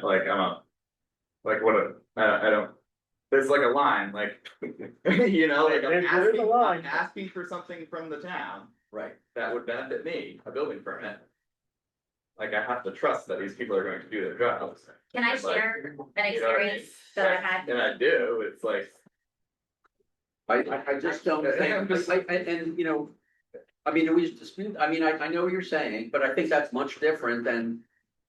Asking for a meeting with our new planner from your private email account for a number of unspecified issues. I mean, if we have to start this all over again, which God almighty, I wish we could. I think it would have been very easily resolved with Roxanne sending the email to Jeff, CC Jen. Okay, let's move on, but that's not what happened. So in any case, We brought this back to the council, so I'm not gonna go out to the public right now. Don't comment. No, we brought it back to the table. I have just one, And I'll second, I'm sorry. Yeah. Can I second that Yeah. motion, whatever it was? I just have one experience that happened to me on the council, probably within my first 2 or 3 years, that maybe does a better job of trying to explain what we're trying to get at. There was some striping happening around on the rural roads of South Berwick. I live on Belmarsh Road, and I think Emery's Bridge or Cooper Sands, or some other road out there had been recently restriped, and they put the double yellow line down the road. And I had just kind of said in a very like jokingly way, like off the cuff of like, oh, that'd be so great for Belmarsh Road, like, cause I live there. And I am saying this to you as this is a moment where I learned that I conduct myself differently. I said that, and then before I knew it, Belmarsh Road is striped. Because the Public Works Department heard that from me as a town councilor as something that they needed to do. Even though my intention in the moment, it was very just like, oh, that must be nice, like, I'd love to have that. And so I am putting that out there and saying that that is an incident where I needed to like speak differently and handle myself differently. Because the staff heard me as a person of authority and heard that as something they should do. And so now Belmarsh Road has 2 stripes down the middle of the road because of this whole thing. But hopefully maybe that this helps this council understand that the staff do not see us as just individual community members. And they see us as the people responsible for their well-being and their salaries and for their jobs. And that is something that we cannot.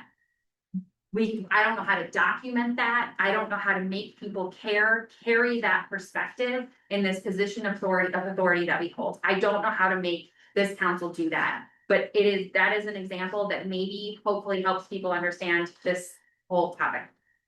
All right, we have a motion and a second for adding any emails going to town staff will go through the town council and the chair.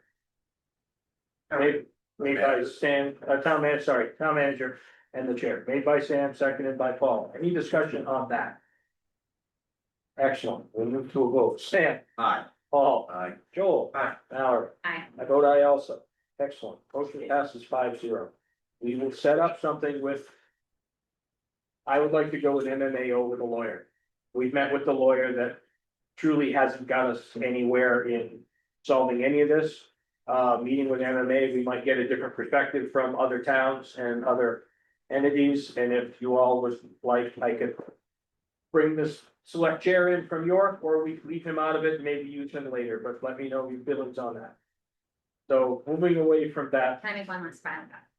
For the members of the public, if you have opinions on this discussion, if you have opinions about what we have said, please reach out to us and share that information with us. We should be influenced by what you think. If you have problems with what we have been discussing, tell us. send them to the council as a whole, please. Counselors@sbmaine.us. And I would also say, despite what you may be seeing or hearing, I think, in general, we are doing our best, and I think we are also on most 90% of the items we're dealing with, moving in the same direction. It's just a matter of how we get there. So- We do have the town's best interest in heart. Can I say one more thing too before we move on here? This email is obviously part of this discussion. But I did hear comments about this being, recurring and it happening 4 days after the workshop. To my knowledge, and after that workshop, this was the only email that people seem to have issue with. I just want to be clear that. No, I have some. From me? Not from you proper, no, Sam. So Okay, well, then let me that's clear. rephrase that. I apologize. Not from you proper, Not from any counselors. not from any counselor, Okay. no. So I want to just Yeah. again, I will take sort of that. building a little more clear picture of the breadth of Yeah. these concerns. It was this one email from myself. Yes, yes. Okay. But I will say, we had an earlier conversation in the year about when Counselor Blankstrom and Counselor Martin met with the Berwick Town Manager to discuss a number of things without council authorization, without town manager authorization. I think that falls into the same category. I brought up this topic of amending our rules of order and procedure in February or March for the exact same reasons, because counselors were conducting too much email business, too much substantive business via email. And this has also been something, there's also a few emails from very shortly after the new council was seated, where I chimed in with, again, same concerns of we need to have this conversation publicly. So this is not something that this is not the only instance. This is a very clearly documented example that I think really covers the nature of at least my concerns about how we are moving as a council. All right. Moving on. 2663, minutes for March. Are we done with what we have for the motion for rules of procedure? We haven't known what to do with that. I'm gonna motion to table 2637 until we can meet with a mediator. Thank you. Motion in a second. Any conversation? What was? Town council rules of order procedures. It's everything that we've been talking about in terms of communication. We're gonna table it. Except the addition. Except for the addition. I will set up a meeting with MMA. Thank you. Sam? Aye. Oh, sorry, did you have discussion? No. Do you have discussion, Paul? No way. Okay, Sam? Aye. Paul? Aye. Joel? No. Mallory? Aye. I vote aye also. Motion passes 4-1. Moving on to 2663. This should be easy. Minutes for March 24th, 2026 public hearings. During April 28th, 2026, town council meeting was identified portions of the March 24th, 2026 meetings required revisions for accuracy and completeness. The town clerk's office reviewed the meeting recording and supporting documentation and prepared revised minutes. The clerk recommends that the town council review and approve the revised March 24th, 2026 minutes as presented. I reviewed them. I didn't find any issues. Did anybody else? Hearing none, I move to approve and amend the revised March 24th, 2026 minutes as presented. Second. Tie for second. I will move to a vote. Sam? Aye. Paul? Aye. Joel? Aye. Mallory? Aye. I vote aye also. Monique, thank you. I do not want your job trying to keep track of minutes. Moving down to 2676, new town manager RFPs and discussion.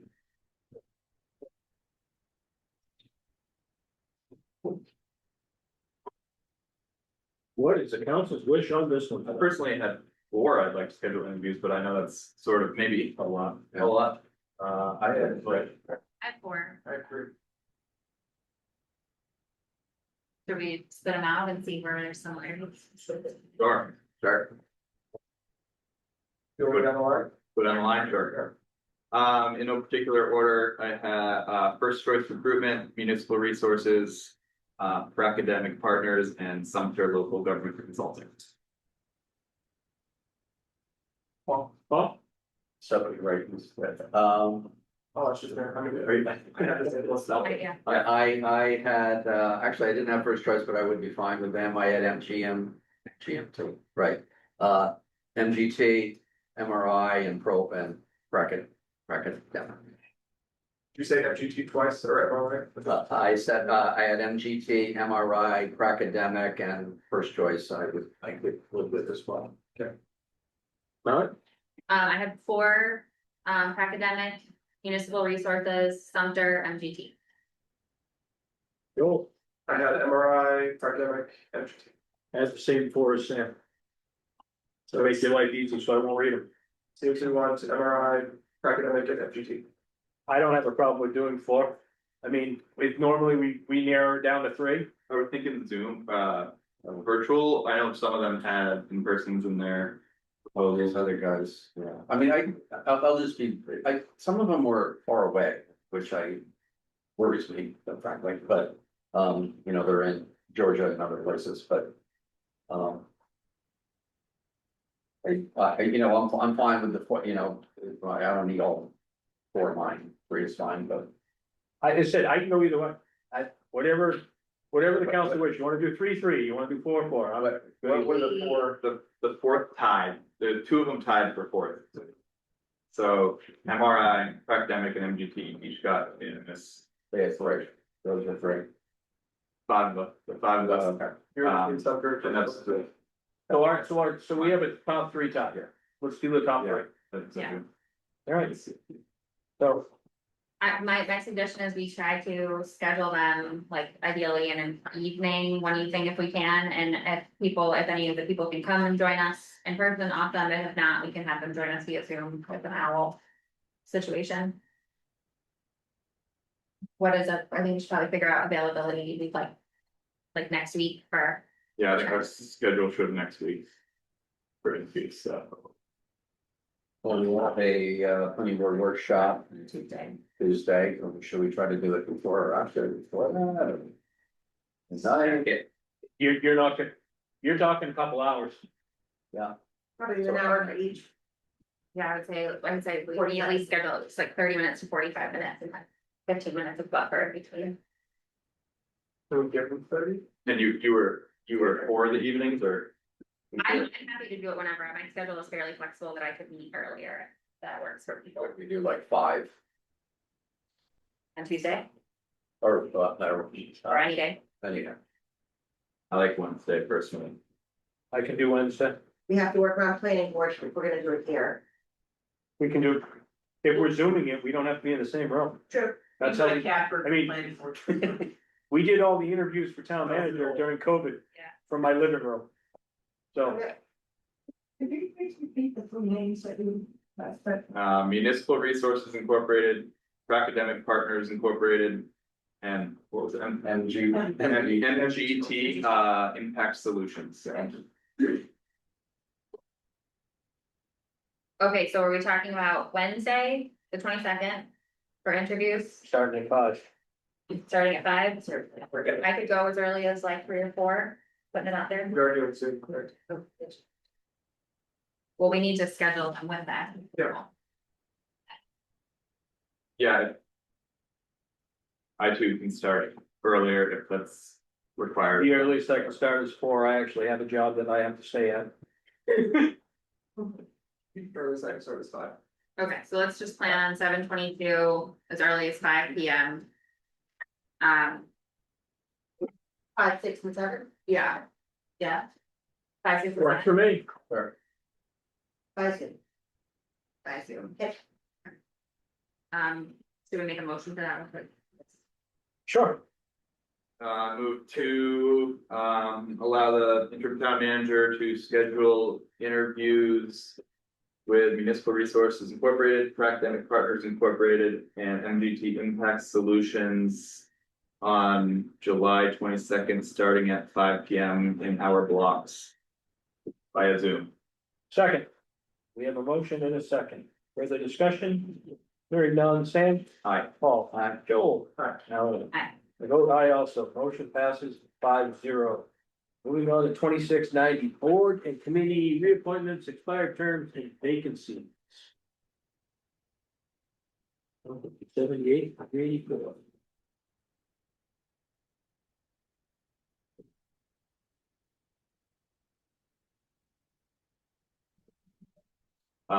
Report. But I have a question, so, did we not recently go through and do all of our like reappointments for the expired terms? We did, so do we, Some people have reached out afterwards, specifically, on the building committee. One person reached out on Friday, so we will also be bringing this up next meeting as well.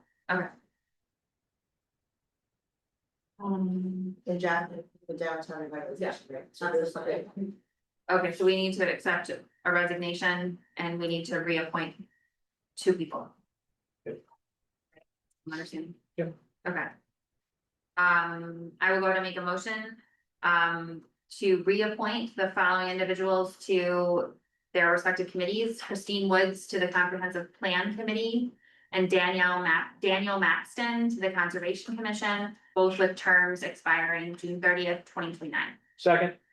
Motion and a second. Any conversation? Hearing none. Joel? Aye. Mallory? Paul? Aye. Sam? Aye. Vote aye also. Motion passes 5-0. I will also make a motion to accept the resignation of Mark Gagnon from the Building Committee. Second. Motion and a second. Any conversation? Yes, do we have a building committee? Apparently. Yes. Brad is in it. Yeah. I thought it'd been disbanded and. But Everybody told Mark? But definitely not the form. I don't think it was a form. All right, so moving to a vote. Sam? Aye. Paul? I, Joel? Howard, Aye. vote aye also, that motion passes 5-0.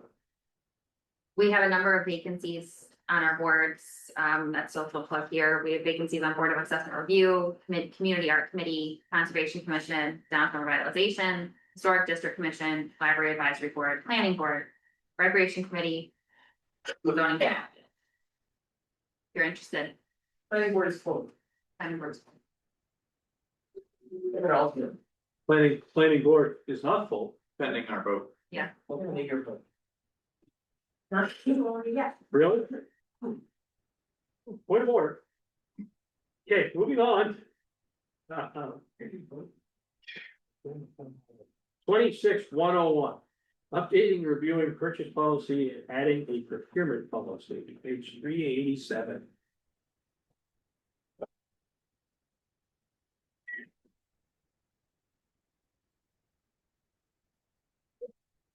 Can I just ask, I wasn't around for the prior discussion on this, so I mean, there's something later about setting up a committee on procurement or. But then there are some recommended changes for this. Right? Like not. Yeah, I know this one is on the last agenda, and I feel like at the end of that topic that landed at. I had mentioned that, I was interested in. Forming that ad hoc committee. Which would then review these and look at. All that good stuff. Yeah, so it depends on which way you guys decide to go. So it's the council wishes, you can either vote this one down and move to the next one, or we can approve this one, and then when we get to do business, not go into setting up a. Municipal procurement policy ad hoc committee charge at the moment. This would require a full. This is in essence, an ordinance revision, correct? So this would. Yes. This one would be for the public hearing. or- Yep. Is this one? Jen, is this one something that we need to, isn't this one something that we need to do in order to be able to be eligible for something, what am I? Yes, the procurement policy is if you receive federal dollars, federal grants for over $750,000. Mhm. Which we anticipate getting over that threshold for the traffic lights in town. Yeah. So that is something that the auditor has mentioned the last couple of years in a row. So we're trying to get that put into place. I did have the town lawyer write up the procurement policy, and the auditor gave us an example as well, for us to. So are there implications to us not? Like moving this particular item forward this evening, because. Not, okay, Okay. Thank you. right. So you wanna table this one and then have the discussion down farther if we wanna have an ad hoc committee look into this and. Come up and see how they can possibly make it better and more transparent and user friendly. Cause that's pretty much what 26-107 is for, correct? Correct. So. Council wishes. We able, Able to change this and go with the ad hoc committee, that's the choice. so how do we? How do we close it out? You could just, we could throw it on the table, vote it down. Because you want to go to 26-107. If the council as a whole, or as 3 people think that the ad hoc committee is the way to go. We'll throw this out for a vote no, and when we get to 107, vote yes. I guess that's a short, you Yeah, gotta do it. No, what would the vote be, just a table? Just a question. Yes, sorry, I should have brought that up to the public. So I feel like you guys are floundering for a minute here. If you guys vote down, this one, there's no need for the second one, is how I'm reading it. No, there is. Okay. The second one will. The changes that Jen put in with the lawyer are trying to make it better because things cost a lot more than $10,000 they did when this was 20 years ago. Sam's suggestion, which is in 107, is to review the whole purchasing policy, revamp it and bring it up into the current times. So that's Sam's view is put a committee together with counselors, staff and citizens to come up with the purchasing policy that will bring us into the future versus just updating what we have. Right, gotcha. The way I was reading is that you would have to say yes to this, so it opens the door to say yes or no to this. Yeah, sorry, that was, and it was probably my confusing delivery also. No, thank you. Counselor thoughts? Maybe we could, Just a clarifying question for me, because I know this has been brought before, as it stands, we're currently not following our purchasing policy. When it comes to like informal bidding and things that have come up before, correct? 98% of the time. That's would this alleviate some of it by adjusting, because you're adjusting multiple thresholds, correct? Correct. Would this alleviate that to make sure we're 100% home? It would make it a lot easier than this. I would. This would have to go through the whole ordinance revision process, which not both of it, but. It would sort of be duplicate, in my opinion, to the effort. Down below. We have to have public hearing. I say we just lump this in, and if we're gonna move forward with the committee, we. Ask the committee with. Holding these changes into whatever recommendations they have to propose. That's my. Okay, so in that case, I'm gonna make a motion to update, the purchasing policy and. Update the purchasing policy and adding a procurement policy. Okay. Okay, we have a motion and a second. All in favor? Sam, No. Paul, No. Joel, Mallory. I vote no also. Motion fails 5-0. Okay. moving- Enthusiasm. Paul has brought enthusiasm to the meeting tonight. All right, we are moving into new business. And I'd like to thank Mr. Flinkstrom for telling me that I wouldn't be here till 10 o'clock, because he might be right. 26-104. New bridge culvert lining vortex. I'm assuming that's why you're here, Jay. Only if there's any questions. That's why I need. That's it. All right. Okay. I just have one thing.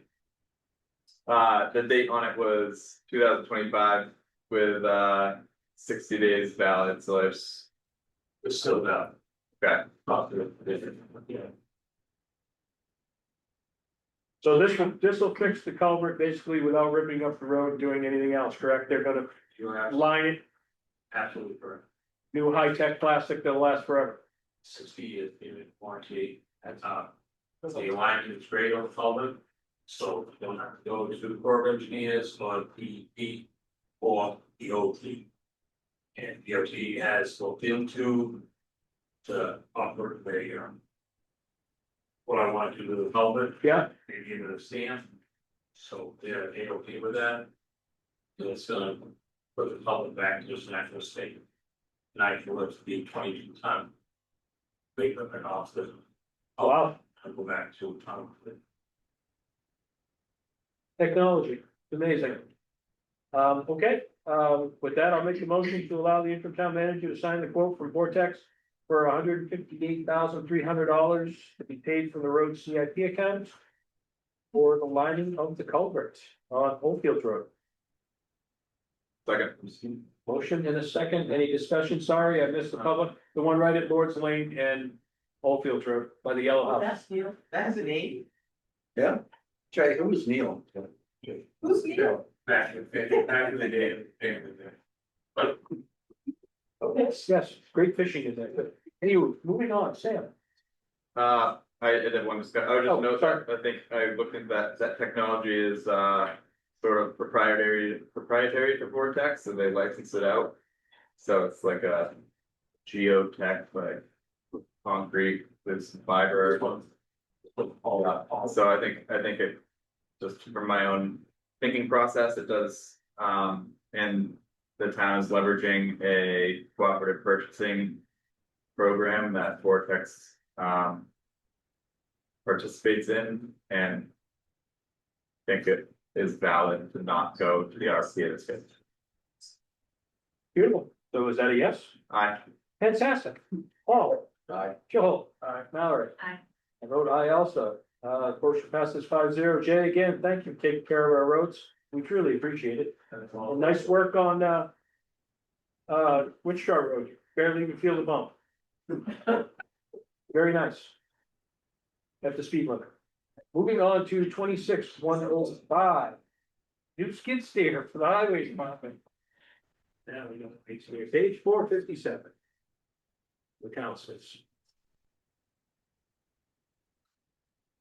Did we include this in the budget this year? It was actually, well, I can read through this if you want to. Yeah, go ahead. Yep, okay. That'll be better. The highway department has requested authorization to trade in the current Bobcat, which we call a buggy, and purchase a new Caterpillar 249D3 skid steer. Bobcat's warranty has expired after 4 years, and the machine has experienced multiple breakdowns. It is not proven to be a reliable piece of equipment and has been difficult for the highway department staff to repair and maintain in-house. The proposed Caterpillar 249D3 includes a 7-year bumper-to-bumper warranty, which is expected to reduce maintenance costs and downtime. In addition, the replacement parts, if needed, are readily available from a nearby dealer in Elliott, reducing travel time and improving service efficiency. The highway department's capital improvement program budget included for the purchase of a loader in the amount of $40,000 last fiscal year. However, that purchase did not occur. The highway director believes that replacing the Bobcat with the Caterpillar skid steer will provide a greater operational value and better meet the department's current and future equipment needs than the original planned loader purchase. Additionally, Caterpillar is a dealer that participates with Sourcewell Cooperative Purchasing Program, which provides a competitive solicited pricing to participate in government entities. By utilizing Sourcewell contracts, the town is able to obtain the best pricing available for this piece of equipment while relying on competitive awarded procurement processes, limiting the need to conduct a separate formal RFP or bidding process in accordance with the town's purchasing policies. I did provide a picture of the one that we want to trade in versus the one that Jay wants to get. Jay, is there anything that you want to add to that?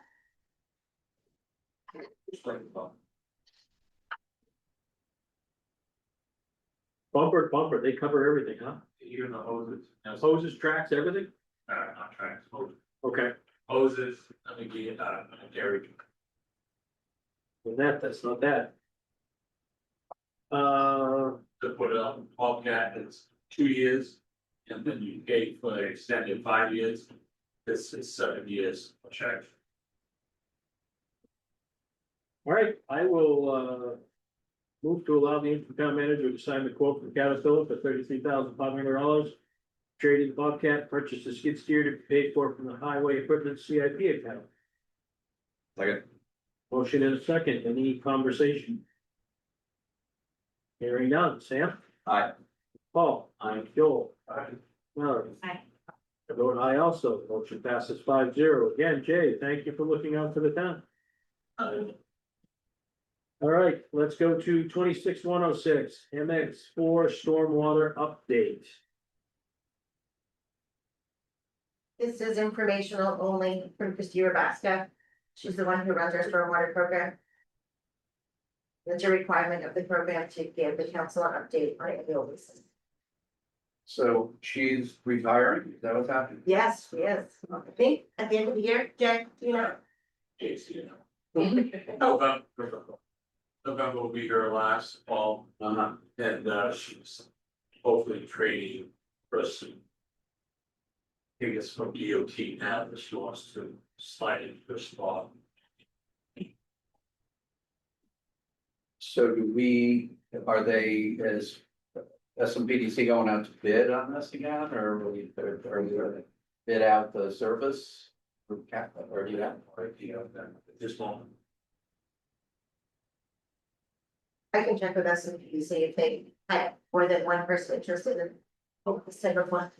But this is combined with all the tax towns she does. Yeah. For Elliott, Kittery, York. My only comment is, I know, I met with Jay and Jack Chanel was aware of this meeting.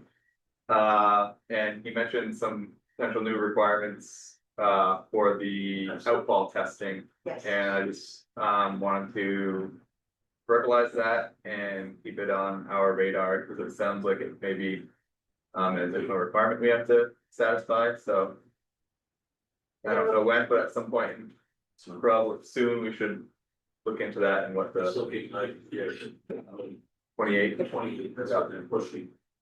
Because of, we're also the Scottsboro River, the New Hampshire, there's all the nitrogens.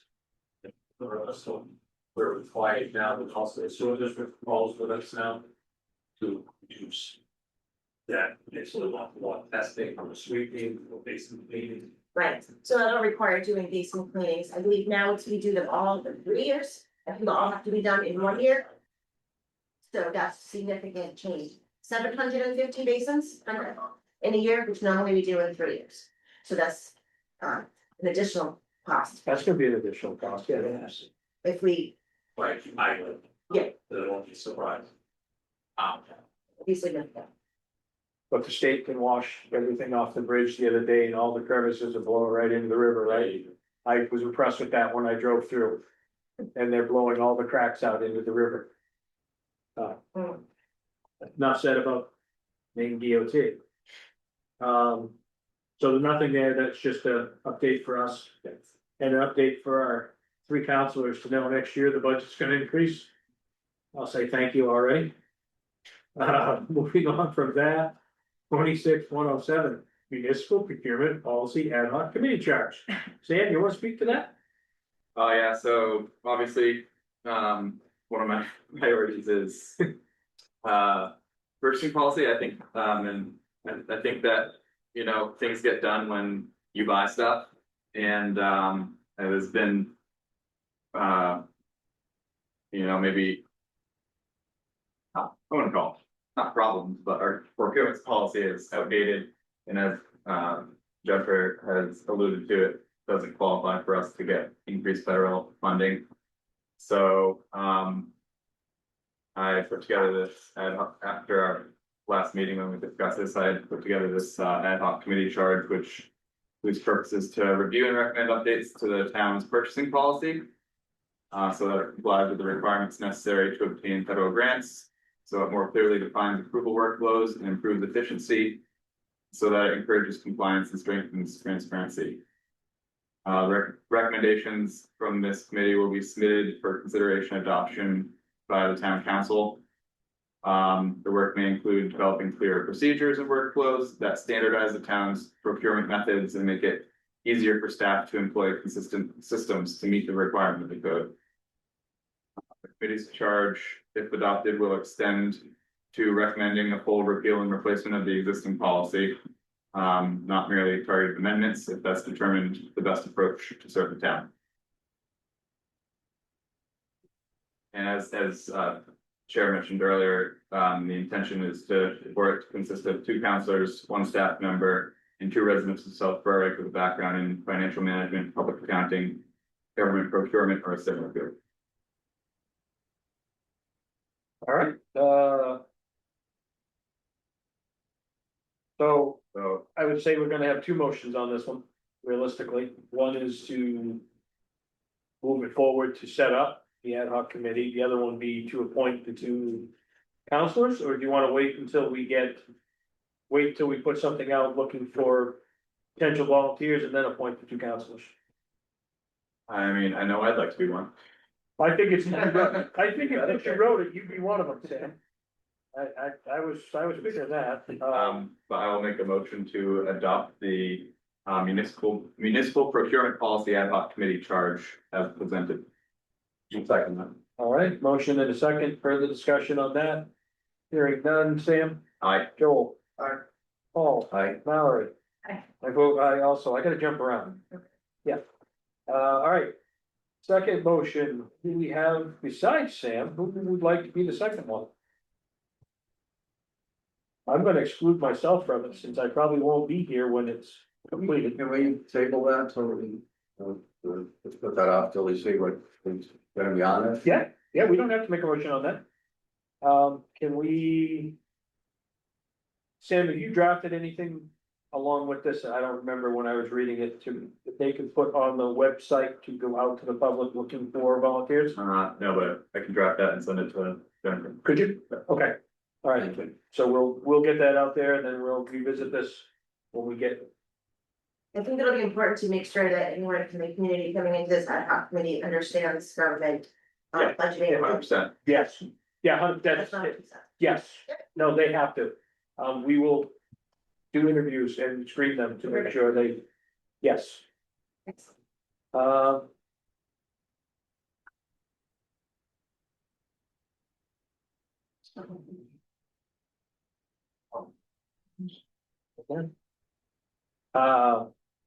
Interesting. 26-108 Main Street traffic light update from State Representative Roberts.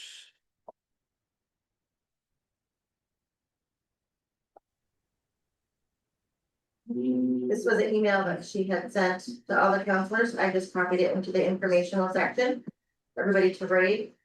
And it does confirm our funding, our timeline. And as I mentioned, we had a meeting with MDOT today to give you that update. And what we heard from MDOT is in line with what we heard from Representative Roberts. Yes. Okay. Cause I know this was a few weeks ago that we actually received that email, so. You know, I guess one of the things I'm struggling with here is, Annie, and I talked to Jen about this, is.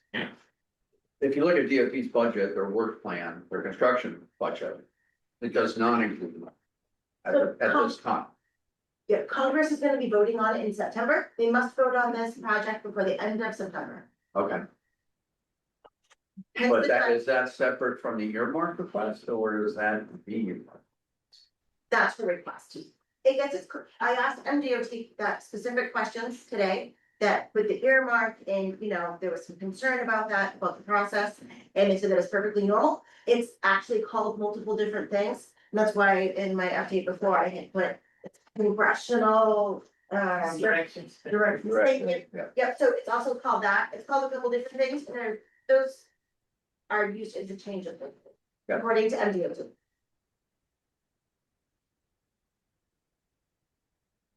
And the timeline, if that is approved, would, first start date would be 2028. Correct. They still have a lot of work to do with talking to homeowners, rearranging, you know, different ins and outs. School has 3 entrances, Subway has 2 entrances. They do want to make sure they talk to all the parties involved, make sure they have the easements they need, if they need to change anything. There's still a lot more of the planning process until they get to their 100% in October.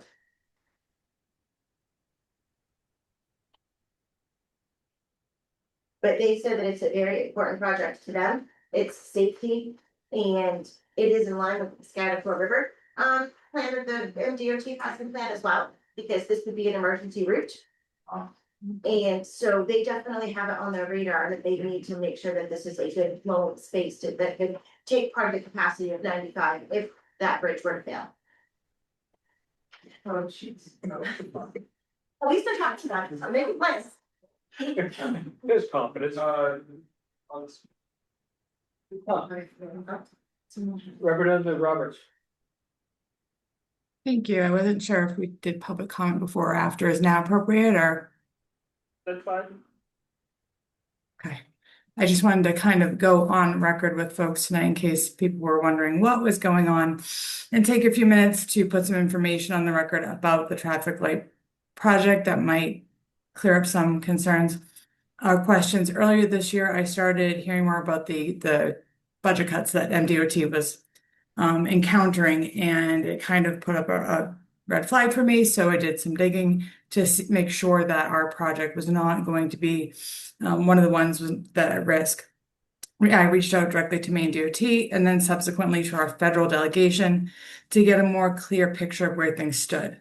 The good news is that, as we've heard, the project is still alive. The design work continues, and both Senators Collins and King support the current federal funding request. I've spoken to both of their offices it has not come even to a vote on the floor yet. So what I've also learned is that the construction funding is not yet fully secured.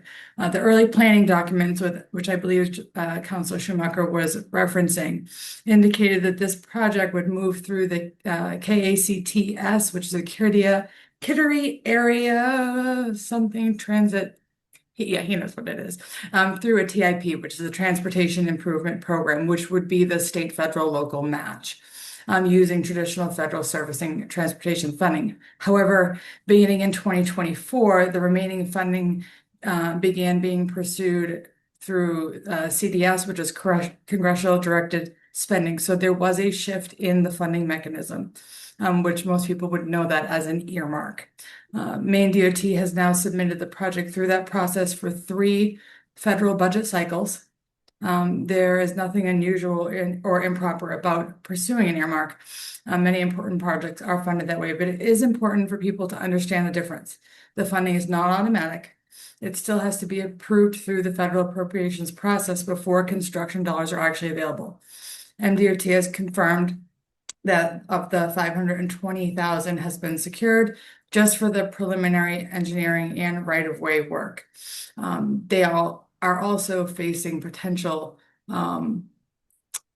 future cuts as well, but that itself is still funded, and usually PE tends to be anything where things might be at risk. So I would keep our eye on that. Approximately 4.23 million remains outstanding for the rest of the design work, construction, engineering. In Maine DOT's current timeline calls for the completing the preliminary design report in 26. If the remaining funding is secured in this federal cycle, which being July, and it would have to be in September, having not even gotten for initial vote, I don't have very high hopes on that. But if that were to happen, the final design, as the interim manager stated, is anticipated in 2028, with construction completed projected for 2030. If not, the congressional discretionary spending request would likely be resubmitted by MDOT, as it has been for the last 3 years. So that would be for the 4th year now. As the interim town manager explained, the town has been planning for funding uncertainty and setting aside TIF funds for future local obligations, and that context is very helpful. The reason I'm speaking tonight is the public understanding of this project, including my own, does not appear to match where the project actually stands. A lot of people believe the traffic lights are fully funded and simply waiting to be built, and that is clearly not the case. The project is alive, it's moving forward, it has support, but it is not yet fully funded, and the construction is not expected next year. All of those things can be true at the same time, as confusing as it may be. As many of you know, I am term limited, and my service as Southborough State Rep will end later this year. So before I leave office, I wanted to make sure that this information was part of the public record, and that the council, future town leadership, and residents were all working from the same information. This project has been discussed for decades, we know that, because the safety and traffic concerns and the impact on the downtown is real. My hope is that the town continues to provide regular public updates, works closely with MDOT and our congressional delegation, and advocates until the remaining construction funding is secure. I will note that the original CDS request and all the subsequent ones, including the current one, are on file with letters from the town and SMPDC and Senator Lawrence from 2024. I could say if I was made aware, I would have also submitted one, but by the time I contacted the senator's offices, it was too late. But I would encourage maybe that be updated and some new letters be sent if this was to go into the next cycle, because more support and current support is important. I would say for residents who believe the project remains important, this is an appropriate time to let your federal delegation know that South Berwick still considers it a priority. And if folks have further questions, you can follow up with me after. I don't know if that provides some clarity. There was a shift in funding. Thank you, Tiffany. Thank you. All right, Anything else on traffic lights? So we did an interview this morning, we did an interview earlier today in executive session. I had thought that appointment would be on here, I apologize, it's not, it'll get on the next agenda. Okay. So we will get to the planning board on the next one, we will move on to council member comments. Sam, what do you got? The interim manager actually answered my questions about the Ag Field RFP. Did you mention the Railroad Ave one too? I don't think so, correct? Yep. Do you know, I know there was only one respondent, do you know when that will sort of come up in front of us? As soon as Mark has time to schedule, we'll definitely bring it back alive. It's on the forefront. Oh, that, Paul? One thing, I guess, I think we had received an email, it wasn't in the packet. Well, I don't know, I can't recall who it was, but in any case, it was about, the town considering a moratorium on data centers. And I also had an email sent to me from someone else in town. Moratorium on what? I'm sorry. On data centers. I know everybody's plate is incredibly full, to throw that into the mix to put on Jeff's plate may be a bit much, but I would, I'd like to, if nobody objects, I wouldn't mind having a discussion about it or get some additional information on it for our next meeting. No objection, I don't want one here. I think a great approach for that, and we did that when, like all the marijuana stuff was going on, is there's other communities in Maine that have already implemented their own. I mean, I do think, and I've said this to people, like when you put in a moratorium, you actually need to write an ordinance. You just don't say we don't want it and then. Right, that's the problem, we're on the Yeah, clock. we do. Yeah, you're about 180 days, ban it, send it for another. Yeah, but, yeah, we did that with marijuana, but I agree, I mean, Sanford is going through it, right? I don't know if they finally kicked it down the road yet, but, we don't want them to come looking without us having something there, so. Okay, so, that's all I got. Joel, Possible Nights has started up, so go to that tomorrow night, super fun. And I think that's it. Valerie, I'm all set. oh, it's fun. I already thanked Public Works for their work they did down in Woodshut Road, it was fantastic. Thanks for everybody coming out tonight, it was a rough one tonight, but we seem, as always, to work our way through it. The council as a whole will continue to do what's right for the town of South Berwick, no matter what we deal with, we will take care of the town of South Berwick and you. That's all I have, I'll move to adjourn. okay. Motion is second, Sam, All right. Melody, Aye. Joel, Paul. Double check on this one. John.